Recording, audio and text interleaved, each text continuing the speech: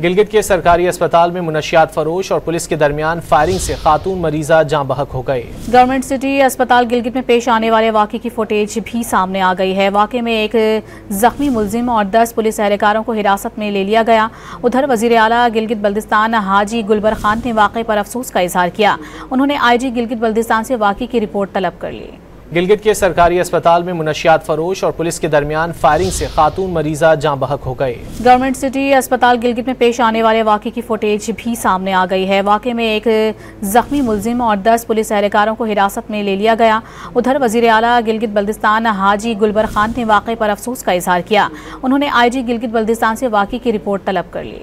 गिलगित के सरकारी अस्पताल में मुनशियात फरोश और पुलिस के दरमियान फायरिंग से खातून मरीजा जाँ बहक हो गए। गवर्नमेंट सिटी अस्पताल गिलगित में पेश आने वाले वाक़े की फुटेज भी सामने आ गई है। वाक़े में एक जख्मी मुलजिम और 10 पुलिस एहलकारों को हिरासत में ले लिया गया।